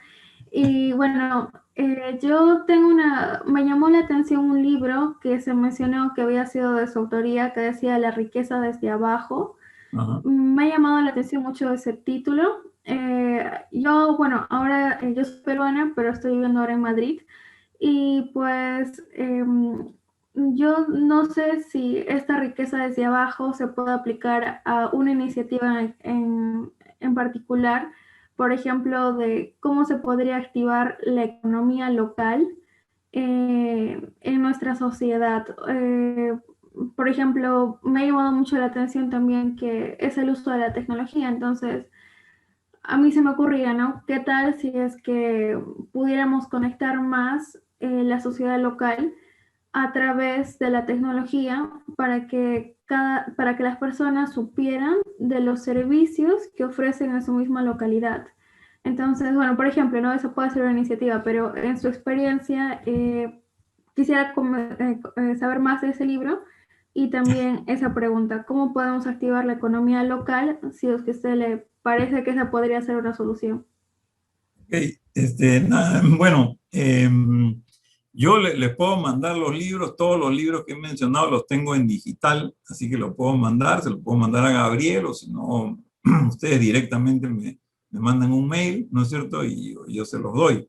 Hay dos libros que tienen que ver con eso. Uno que publicó el Congreso de la República, o sea, en el año 98, o sea, ya hace algún tiempo, se llamaba Riqueza Popular. Justamente porque yo he trabajado mucho tiempo, y eso lo ha mencionado Gabriel, el tema de la micro y la pequeña empresa, la informalidad.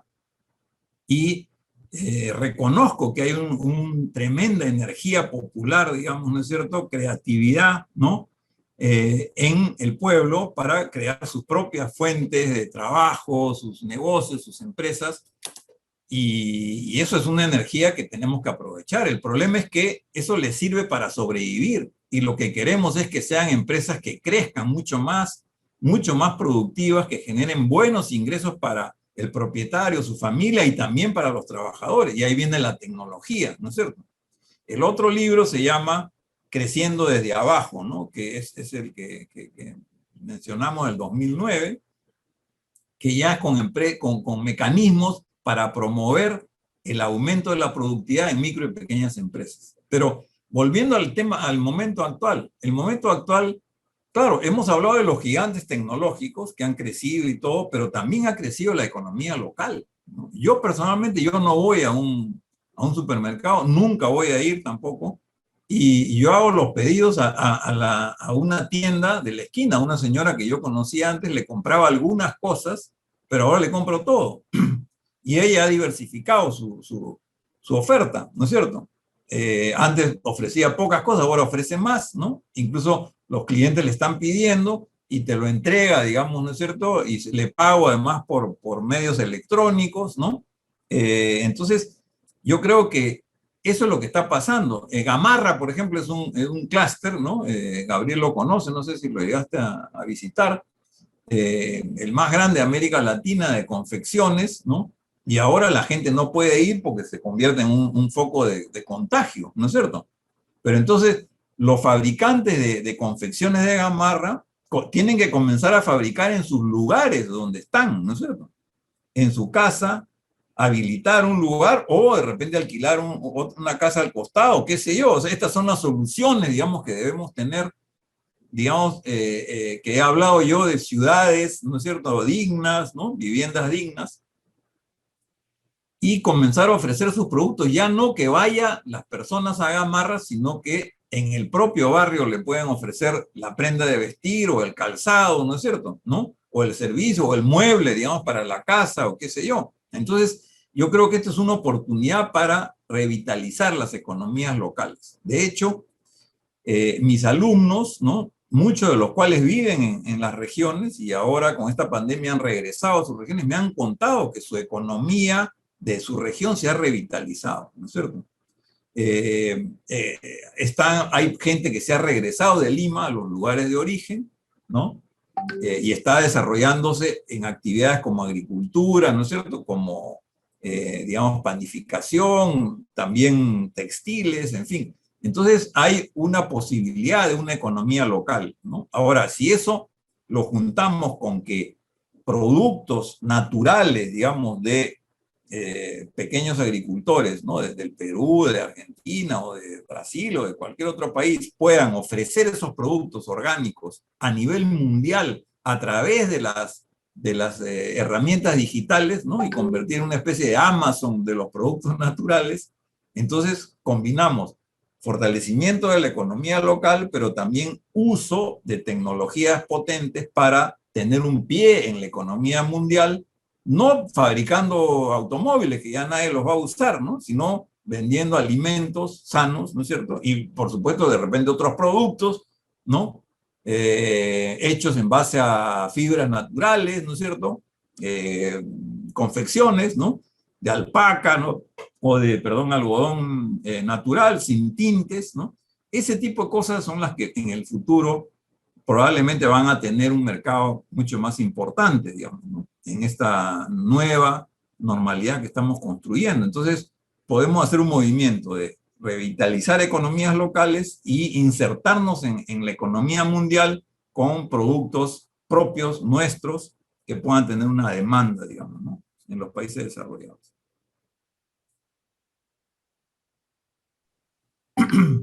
Muchas gracias por su respuesta. Entonces, ahora le damos, tenía una pregunta también, Iván Bonilla, no sé si estarás ahí, Iván. Hola, hola, sí, aquí estoy. Manuel, gracias. Bueno. Buenas noches, ingeniero. Mi nombre es Iván Bonilla, desde Bogotá, en Colombia. Gracias por su conferencia hoy. Ha sido muy ilustrativa. Además, tiene que ver mucho con temas que hemos venido trabajando acá en Colombia. Mi profesión es politólogo y bajo este periodo presidencial, este gobierno de nuestro actual presidente ha impulsado como su gran plataforma de desarrollo para el país, y eso fue antes de la pandemia, un programa que llama el Economía Naranja, que no es otra cosa sino las industrias creativas que se conocen en el mundo. Y le están invirtiendo muchísimo dinero y recursos y digamos toda la fuerza del Estado a la economía naranja o la generación de industrias creativas. Vino la pandemia y es un poco, digamos, bajó el proceso de desarrollo de las industrias creativas. No hemos visto en el mundo entero, salvo Estados Unidos, yo creería, este asunto de las economías naranjas a gran escala, pero llevarlo a nivel de plan de desarrollo, como lo hizo el presidente de la República en Colombia, esto de las industrias creativas, ¿cree usted que a través de esas industrias creativas es un buen componente, un elemento, o sea, tiene la fuerza suficiente para contrarrestar el declive de la economía mundial? Y antes de que me responda, quiero hacer un comentario. Me gustaría seguir en contacto con usted, ingeniero. El secretario general de la Comunidad Andina de Naciones en la CAN, con sede en Lima, es colombiano y hemos venido trabajando con él algunas líneas de esta acción y me gustaría mucho contactarle con él para hacer algún plan de desarrollo o aterrizar algo más para Colombia. Gracias. Sí, muchas gracias por la pregunta y también, por supuesto, las otras preguntas. Ya, para aclarar el punto ese de mantener el contacto, yo puedo dar mi mail, no hay ningún problema, que es el de la universidad, bien fácil, porque es fernando.villarán, ahí tiene mi nombre en la pantalla, sin acento, por supuesto, y todo en minúscula, fernando.villarán, @UARM, que es Universidad Antonio Ruiz de Montoya, UARM.pe, sin edu, ¿no es cierto? Entonces es un mail facilísimo, ¿no? Me pueden mandar un mensaje, bueno, van a referencia de que nos conocimos en esta conferencia para tener una idea, porque no los conozco todos por nombre, y yo les mando los documentos que son propiedad pública. Ok, entonces yo soy hincha de la economía naranja. Ya he leído varias cosas sobre esto y me alegra mucho que Colombia esté andando por esa vía. O sea, yo trabajé, como mencionó Gabriel, en el Banco Interamericano. Hay un documento grande del Banco Interamericano sobre la economía naranja con muchas cifras y es una gran posibilidad, definitivamente lo es, ¿no es cierto? Y tiene que ver con todo este tema del desempleo que estamos encarando. los países en desarrollo y también los desarrollados, ¿no es cierto? Estas son actividades que son intensivas en empleo, ¿no es cierto? Intensivas en personas, en creatividad, ¿no es cierto? El cine, el teatro, los juegos digitales, en fin, los circos, ¿no es cierto? Cirque du Soleil se ha convertido pues en un monstruo, ¿no?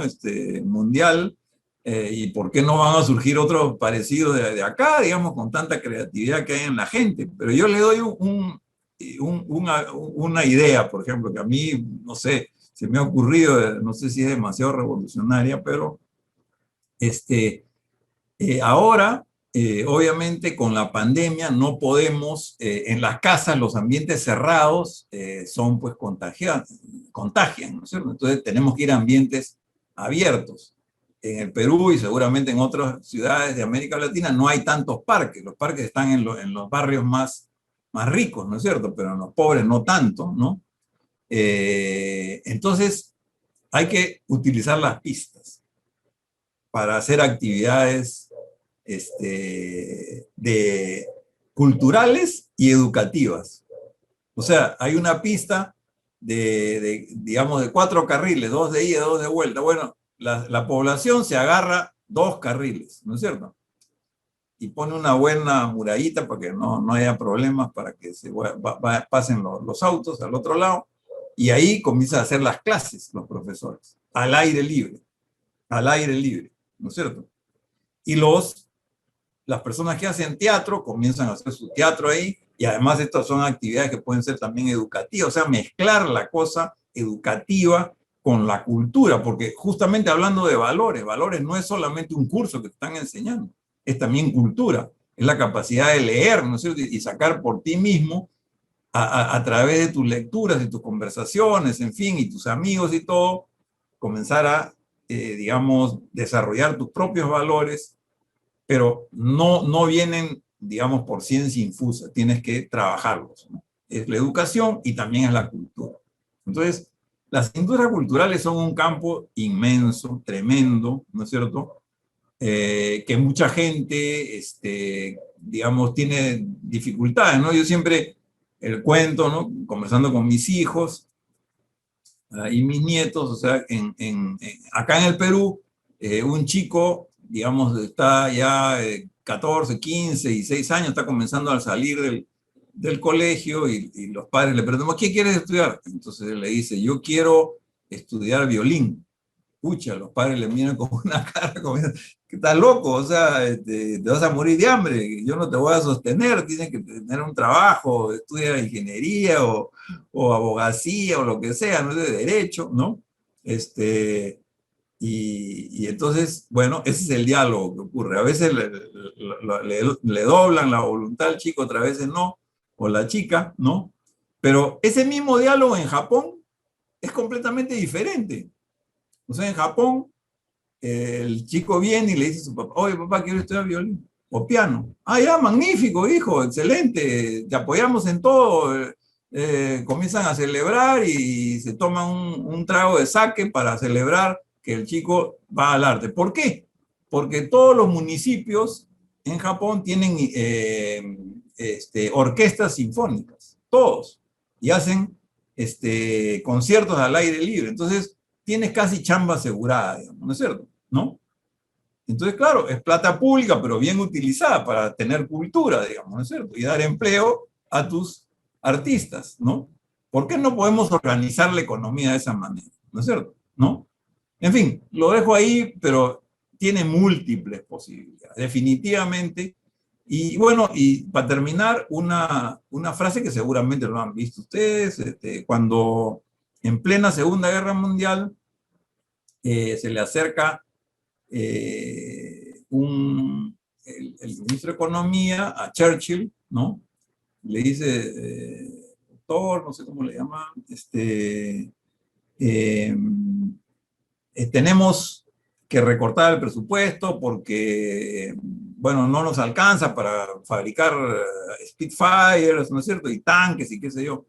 Y vamos a recortar en tal, la educación, no sé qué. Cultura es el que, digamos, el que más iba a sufrir Entonces le dijo, no, no, no, cultura, no me lo tocas, le dijo, ¿no? Porque ¿para qué estamos haciendo esta guerra? Es para mantener nuestra cultura, ¿no es cierto? ¿No? Mantener nuestra identidad. Entonces, eso no es negociable.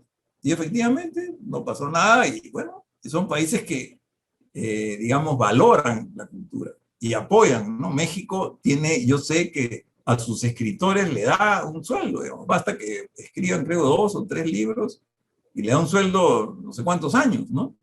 Y es una parte de justamente fomentar el nivel, digamos, cultural, educativo de su población. Pero en fin, y ahí lo dejo. Siguiente. Está bien. Muchas gracias. Entonces, seguimos con la pregunta de Elizabeth Bayón. No sé si estará para que pueda dar su pregunta, Elizabeth.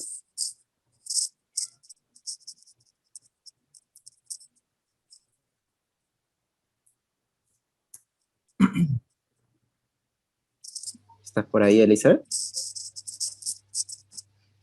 Fernando, te quería comentar que Franceline, que fue la que hizo la primera pregunta y no pudo encender la cámara, Sí. estaba preguntando desde Caracas. Hala, ya, Y Elizabeth desde La Paz, en Bolivia. Así que no preparamos esto a propósito para impresionarte. yo sé, yo lo sé, ¿no? Esa es una de las cosas que me encanta de tu organización, que justamente se plantea ser una organización latinoamericana. O sea, tenemos que retomar, digamos, ese espíritu que existía en los 50s, ¿no es cierto? Y 60s, de unidad de América Latina. No sé bien, no interesa ahora echarle la culpa a nadie de por qué se perdió, pero bueno, hay que retomarlo y la juventud lo tiene que retomar. Y tiene que ver mucho con la cultura. O sea, a mí me encanta ir, digamos, digamos, los lugares donde se toca música, ¿no es cierto? En La Paz, ¿no es cierto? En Santiago, en Buenos Aires, o en, digamos, Río, ¿no? Es una maravilla compenetrarte con esa diversidad cultural que tenemos nosotros, ¿no es cierto? Es maravilloso. Y nuestro pequeño granito de arena también apunta a establecer un puente efectivo entre Brasil y el resto de la región. Correcto, esa es otra cosa que tenemos. Porque parecemos siameses unidos por la espalda, sí, que nos enteramos que existe la otra mitad cuando hay un campeonato de fútbol.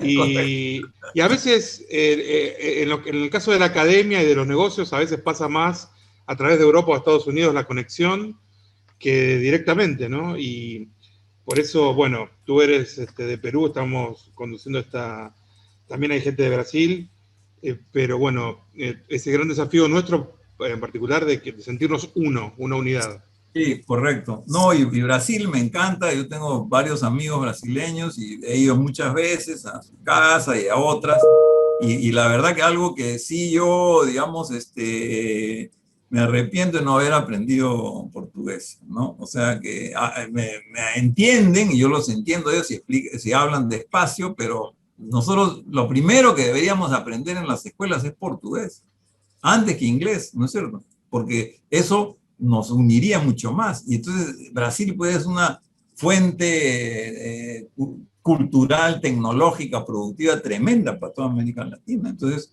y bueno, de acuerdo, o sea que hay que profundizar esa unidad. En otro momento podemos discutir por qué no funcionó, digamos, la unidad de América Latina, ¿no? Es un tema que a mí me apasiona, es verdad, ¿no? ¿Qué fuerzas hay que están a favor de eso y qué fuerzas están en contra, ¿no? Es un tema que da para no solo uno, sino varias reuniones, pero ya te lanzo el guante, Gabriel, para que lo organice. No, pero hablando de guantes y de cachetadas, me dijo Manuel que encontramos una crítica. Así que, Manuel, Elizabeth de Bolivia, si después aparece, la incluimos. Pero, Manuel. Sí, claro. Entonces, me gustaría que pueda, justamente Damián Rosas tenía algunas precisiones en cuanto a un comentario que había dicho en cuanto al rol del Estado. Entonces, no sé si Damián estará por ahí para que pueda comentarnos un poco más al respecto. Sí, ¿qué tal? Acá estoy. Esperen que enciendo mi cámara. Hola Damián, ¿qué tal? ¿Cómo vas? Hola, ¿qué tal? ¿Cómo está? Bueno, muchas gracias por primero la presentación. Estuve tomando varias notas de varias cosas que dijo usted eh, y quería, o sea, darle mi punto de vista y que usted me comentara de vuelta si qué piensa respecto de eso. En primer lugar, bueno, en cuanto a lo que usted dijo del rol del Estado en el manejo de la pandemia, en Argentina, yo soy de Argentina, se habrá dado cuenta por mi acento, en nuestro país realmente el rol del Estado fue deplorable en cuanto al manejo de la pandemia y como punto corolario de cómo se manejaron las cosas es el escándalo de las vacunas que tenemos ahora. Lo cual ha sido una vergüenza. Y desde desde mi experiencia y lo que vi en Argentina, primero que nada, el Estado no solamente no, o sea, primero que nada, el Estado se nutre de impuestos de la gente. Entonces, para poder redistribuir o para poder invertir, entre comillas, primero tiene que quitarle a la población una cantidad de impuestos que la población en parte no puede gastar o usarla de acuerdo a su propia conveniencia o a su propio gusto. Entonces, el Estado por parte, al prohibir en Argentina tuvimos una cuarentena súper estricta, súper larga, que destruyó muchísimas actividades productivas, con lo cual el Estado dejó de recibir gran cantidad de financiamiento de impuestos y solamente se financió, como no tiene crédito, se financió imprimiendo dinero, lo cual está generando ahora un escalamiento inflacionario que estamos en un 4% mensual ahora, y algo que se convirtió casi constante. Entonces, y tenemos cientos de miles de empresas, de puestos de trabajo que cerraron, miles de empresas cerradas, el único empleo que creció fue el empleo público. Entonces, realmente en Argentina la función del Estado ha sido paupérrima y ha traído más problemas de los que solucionó. Otro punto que usted mencionó es el de los sindicatos y la distribución de ganancias. En Argentina, bueno, tenemos tal vez los sindicatos más fuertes del mundo y realmente no son algo positivo porque perjudican más a los trabajadores de lo que los benefician. Y por ejemplo, en Argentina hace más de un año que no tenemos clases y es porque los sindicatos no quieren. Y se oponen, y es mucho más que nada por cuestiones políticas que por cuestiones de la pandemia o cuestiones educativas o de edilicias en sí mismos. O sea, los sindicatos responden a ciertas agrupaciones políticas y se mueven de acuerdo a las necesidades de esas organizaciones políticas. Después, en cuanto a lo que dijo de que los ciudadanos norteamericanos no tienen mejor servicio de salud, yo viví en Estados Unidos muchos años y le puedo asegurar que no es así, que los Estados Unidos la gente tiene un gran servicio de salud, tienen los mejores médicos, las mejores instalaciones, las mejores medicinas. Sí estoy de acuerdo con que es un sistema muy caro y que aquel que está fuera del sistema le es casi imposible acceder porque tiene que tener un seguro, y el que no tiene un seguro y un buen trabajo para cubrir los copagos y todo eso, sí les cuesta. Entonces, para la comunidad latina en general, sí, claramente que es difícil porque en su mayoría no están adaptados, o sea, incorporados al sistema al 100%, pero en cuanto a lo que es la salud es excelente. Después, mi opinión en cuanto al tema de la vivienda digna es que realmente el problema no es que el Estado tenga que darle vivienda a la gente, sino que tiene que proporcionar las condiciones para que la gente pueda tener un trabajo digno y construírsela a ellos mismos, y poder tener la gente el tipo de vivienda que ellos quieran y el que se sientan feliz, pero para eso claramente tienen que tener un ingreso acorde, digno, que les pueda alcanzar para alocar gastos en ese aspecto. Después, bueno, dijo algo que mencionó de las obras de infraestructura para lograr pleno empleo. En eso tampoco estoy de acuerdo porque, nuevamente, el Estado hace obras de infraestructura a través de los impuestos. Entonces, cuanto más empleo tiene que dar, cuanto más grande es el Estado, más tiene que quitar al sector público. Y cuando digo sector público no me refiero a las empresas grandes, me refiero a niños pobres que tienen que pagar en la leche que toman la mitad del costo de esa leche en impuestos. Entonces, termina el tamaño del Estado termina perjudicando a los más pobres y a los más vulnerables. Y después lo último que quería decir era con respecto a la corrupción, que también claramente se da tanto en el Estado como en el sector privado, pero en muchos del sector privado en la cual se ve corrupción son de empresarios que hacen justamente negocios con el Estado, como el caso de Odebrecht que usted mencionó. Generalmente cuando necesitan los empresarios pagar una coima o saltearse una regulación, es algo siempre que tiene que ver con el Estado. Así que bueno, esa es mi reflexión. Tal vez tengo algunos puntos en discrepancia, pero puede ver que estuve bastante atento a todo lo que dijo. Sí. No, yo te agradezco mucho la pregunta y las críticas, ¿no? Yo le digo a mis alumnos, los que me hacen críticas, le pongo más puntos.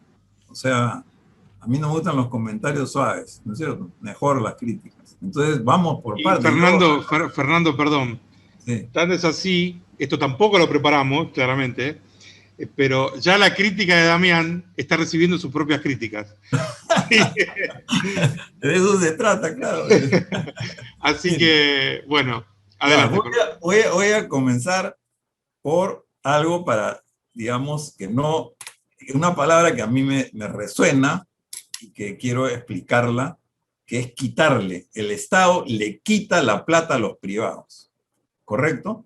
O sea, le quita del bolsillo para hacer algo que debe ser bueno, digamos, supuestamente para todos.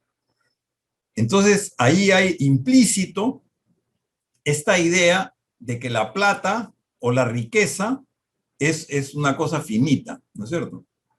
Hay, digamos, 10 unidades de riqueza y las 10 son inamovibles. Entonces, si el sector privado tiene 8 y el sector público tiene 2, para tener más el sector público tiene que quitarle al sector privado.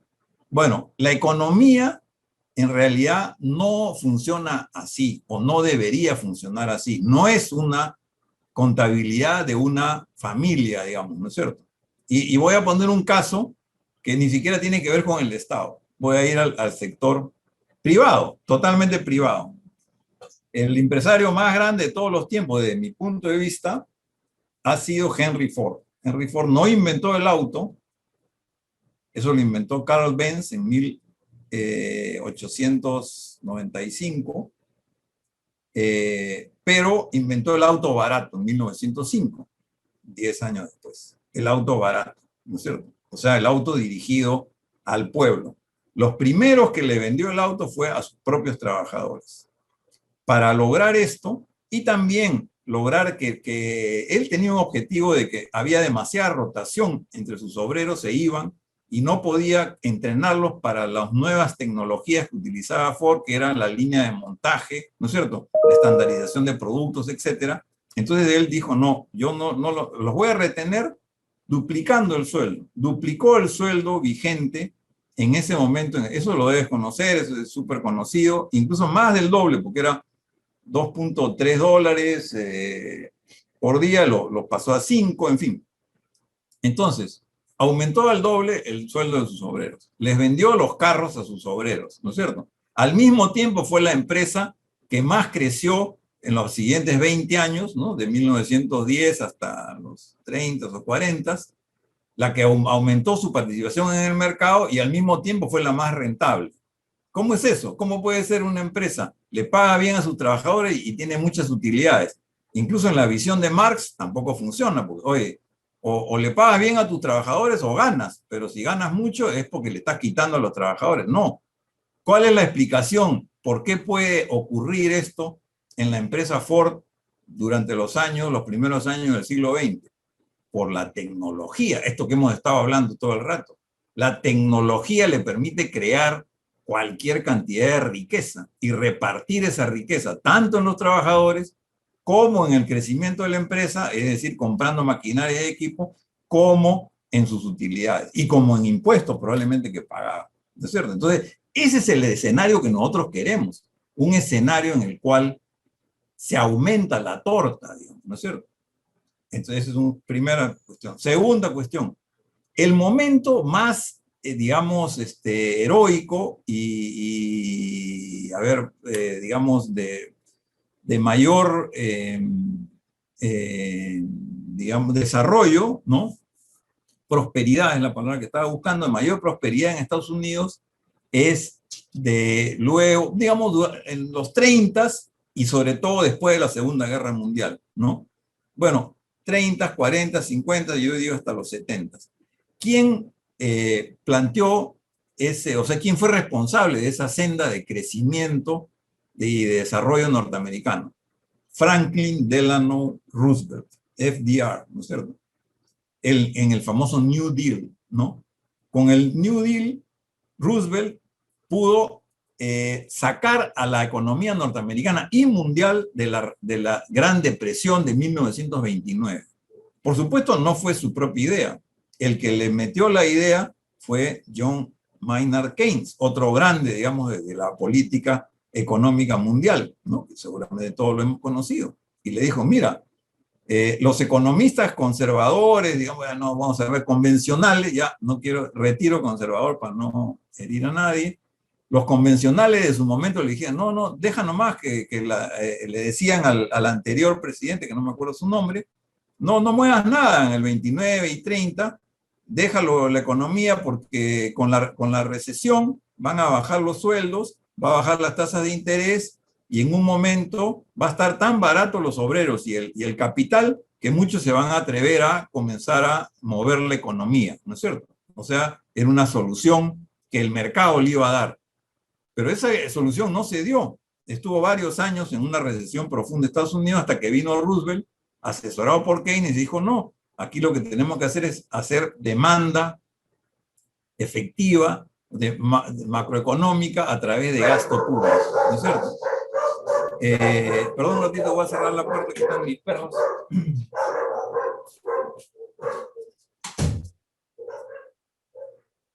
Entonces,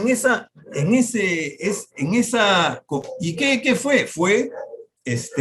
Fue emisión monetaria, política, se le llama política fiscal y política monetaria, sin respaldo, ¿no? Pero que movió la economía y sacó a la economía adelante. Una vez que la economía se reactiva, ahí recién comienzas a subir los impuestos y comienzas a financiar la deuda pública que había tenido, ¿no es cierto?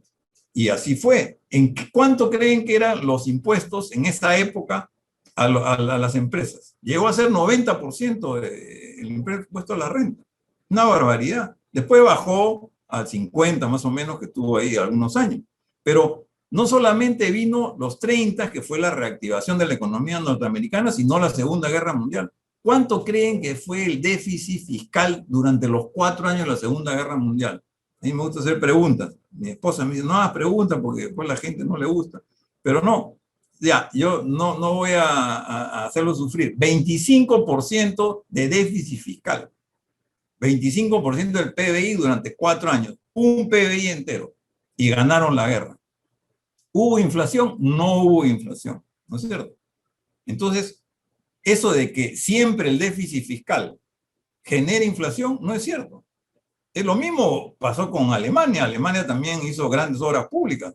La financió con emisión monetaria, ¿no es cierto? Y terminó con la hiperinflación que había en los años anteriores. Entonces, lo que quiero decir es lo siguiente. La actuación del Estado en la economía debe hacerse, digamos, para que la economía crezca, para que se crea más riqueza, ¿no es cierto? Y tengan más riqueza los privados, las empresas, haya más ganancias y más salarios. Todo el mundo gana. Esa es la solución win-win, ¿no es cierto? Que queremos. Esa es la solución que yo quiero para América Latina. No podemos estar con esta idea que yo la escucho muchísimo en las redes sociales. Cualquier cosa que haga el Estado es plata que me está quitando de mi bolsillo. No es así, no es así. O sea, digamos, Hay políticas monetarias y políticas fiscales que, digamos, representan un esfuerzo del Estado, generan crecimiento, generan más riqueza y se reparten mejor, digamos eso. Ese es el escenario que yo planteo, digamos, ¿no es cierto? ¿No? Ahora, que fue un desastre la actuación del gobierno en Argentina con la pandemia. Bueno, acá también, ¿no es cierto? Pero no había otra, digamos. ¿Quién iba? O sea, ¿eso lo iba a resolver el sector privado solo? No lo creo, ¿no? O sea, no ha pasado en ningún país del mundo, ¿no es cierto?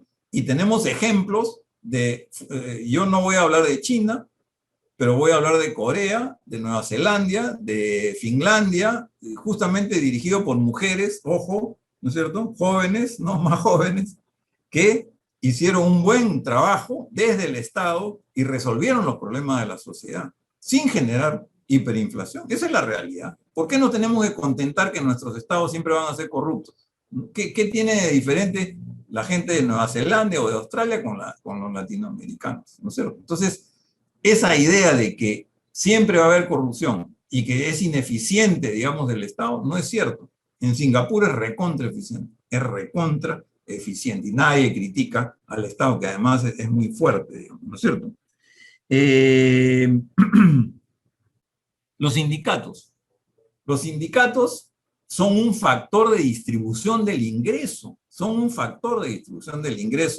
en la nivel de la empresa. O sea, ¿no te parece lógico que Amazon, que es la que está amasando grandes fortunas, distribuya un poco esa riqueza que está generando con sus propios trabajadores? No hay un sentido, digamos, de justicia en eso. A mí me parece lógico. O sea, no hay que esperar ni siquiera que pague impuestos Amazon para de ahí redistribuir lo que ellos están ganando. No, sin que antes de que pague impuestos ya le está pagando más a sus trabajadores. De hecho, eso está ocurriendo en Google y en Microsoft. En Microsoft y en Google no hay sindicatos. Y nadie está queriendo hacer un sindicato porque ganan muy bien. No solamente ganan buenos salarios, sino que además le dan acciones, ¿no es cierto?, de la compañía. Entonces, esa es una política inteligente. Y no es casual que ahora uno de los blancos digamos, de algunas posiciones digamos, la conspiración es Bill Gates, ¿no es cierto?, como el malo de la película, cuando en realidad yo creo que es un buen ejemplo de los empresarios modernos que saben distribuir su riqueza en sus empresas. Entonces, los sindicatos, obviamente que hay sindicatos que son unos desgraciados, es verdad, yo he sido dirigente sindical, pero te pongo el caso del sindicato de Mercedes-Benz. En el año 2008-2009 vino la crisis financiera, se cayó el mercado, la demanda de autos Mercedes-Benz y camiones bajó a la mitad y la empresa se reunió con su sindicato y le dijo, señores, no podemos pagar los sueldos que estamos pagando. Tenemos que despedir a la mitad de personas. No, le dijo el sindicato, no despida a nadie. Bájenos del sueldo a la mitad hasta que dure esta recesión. Y así fue. No despidió a nadie, la empresa no perdió un centavo, ¿no es cierto? Nadie perdió su empleo y se retomó. ¿Por qué no podemos tener ese tipo de soluciones en todo el mundo? ¿No es cierto? O sea, de repente, lo que nos falta es madurez en los sindicatos, ¿no es cierto? Acá, en Argentina, no lo sé. ¿Por qué solamente los alemanes van a tener buenos sindicatos? ¿No es cierto?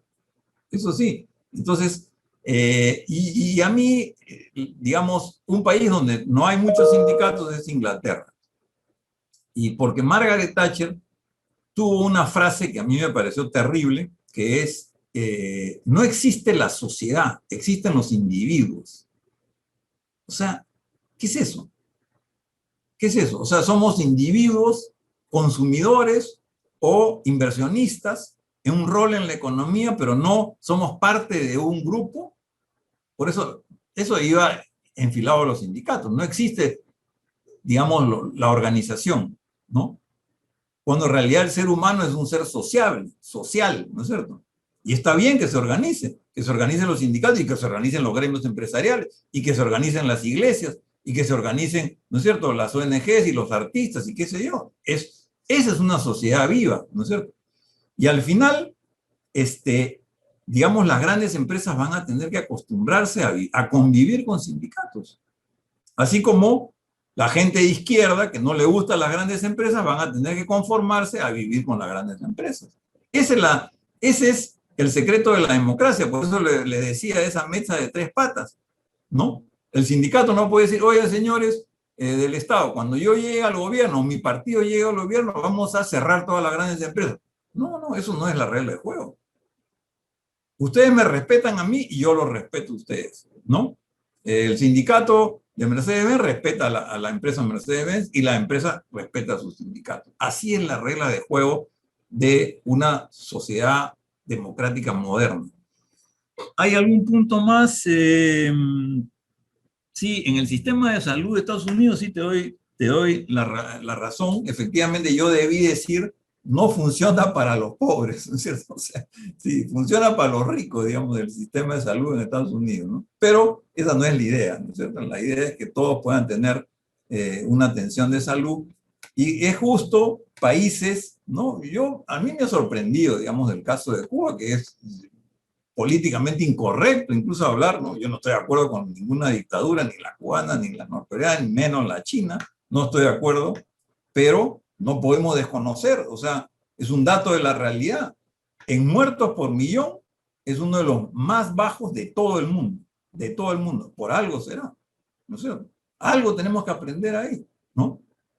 Por lo menos, ¿no? Y a mí me parece que es esta cosa preventiva de los médicos que visitan a la familia, o sea, si tú tienes una población en buen estado de salud, el virus entra, pero no te afecta, ¿no es cierto? O sea, ni siquiera te da malestar, ¿no es cierto? O sea, tienes un buen sistema inmunológico.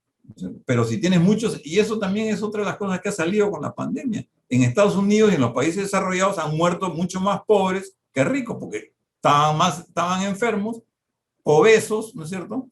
Tenían enfermedades crónicas, no se habían curado porque no tenían un sistema asequible. Pero en fin, lo dejo ahí porque podríamos conversar también horas. Espero que este intercambio haya servido por lo menos para que tú conozcas un poco más mi punto de vista. No pretendo que asumas mi punto de vista, pero yo respeto 100% tu derecho a tener tus opiniones y las respeto también 100%. Muchas gracias.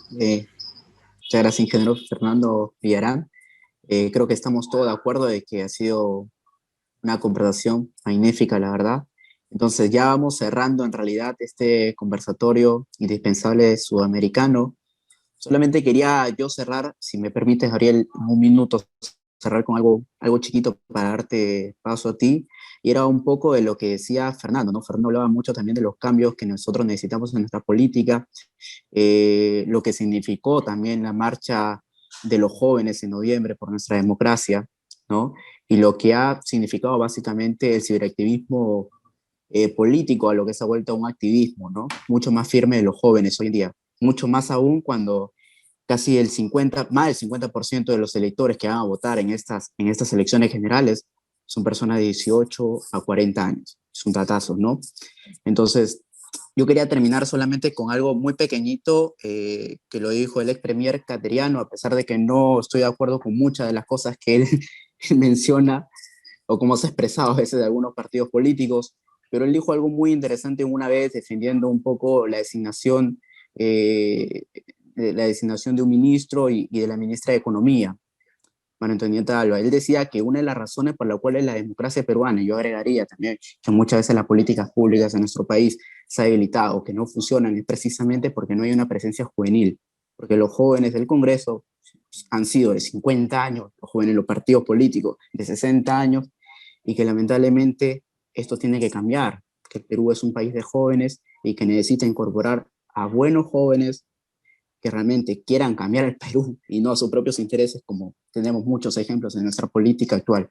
Entonces, quería solamente terminar con esto, porque creo que esto también es algo que impulsa este grupo, ¿no? Que es la participación de los jóvenes y de las mujeres, y en realidad de todos los buenos ciudadanos que quieran cambiar y que amen a su país. Entonces, Gabriel, te doy el paso. Muchas gracias, ingeniero Villarán. Nada, encantado. Muchas gracias, Manuel, gracias por todo. Gracias a todos los que estuvieron, a los que preguntaron. Me dice Manuel que hay amenazas de más preguntas que dicen que van a llegar por mail. No hay problema. Así que esto no se termina aquí en ningún sentido. Ustedes saben, le digo a todos, que estas conversaciones indispensables, sudamericanas indispensables, vamos a hacerlas desde esta, que fue la primera del año, hasta noviembre, y va a ser anfitrión un país por cada mes. El próximo mes va a haber algún expositor venezolano y vamos a hablar un tema que va a ser presentado por algún joven de Venezuela. Le quería decir a Fernando que hemos usado una analogía con el fútbol en un par de ocasiones durante la charla, y esta charla ya pasó los 90 minutos, hubo tiempo, llegamos hasta los penales, pero te quiero tirar el último penal, y es un penal que tiene una gran carga de una pregunta personal.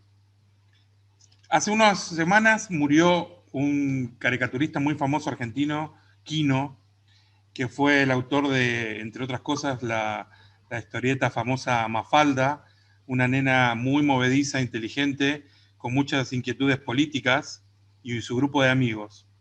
Y en una escena de Mafalda, los que no conocen, si hay alguno que en Latinoamérica que no la conoce, me encantaría que invirtiera el tiempo y el tiempo de sus hijos en conocer esta historieta.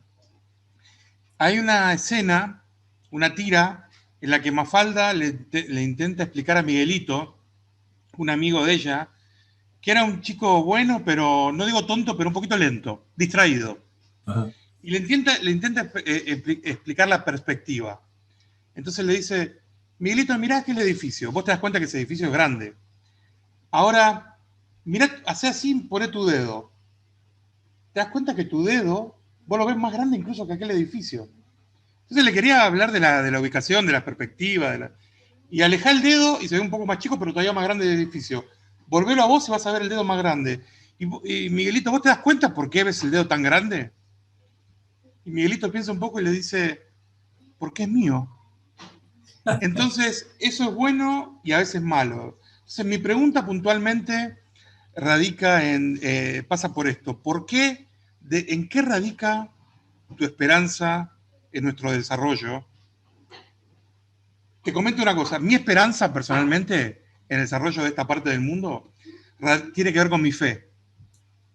Tú sabes que en mi fe creemos que hay grandes promesas para esta parte del mundo, en su desarrollo, y la verdad que si miramos lo que Dios hizo en esta tierra ya, hay muchos elementos para tener fe de que la divinidad tiene una intención muy clara de prosperidad para todo el mundo de esta tierra. Nuestro amigo en común, Roberto Mangabeira Unger, radica su esperanza en reconocer la energía y la vitalidad desperdiciada que hay en nuestros pueblos. La creatividad, la diversidad, y cómo esas energías se van desperdiciando porque no hay instituciones que las contengan apropiadamente.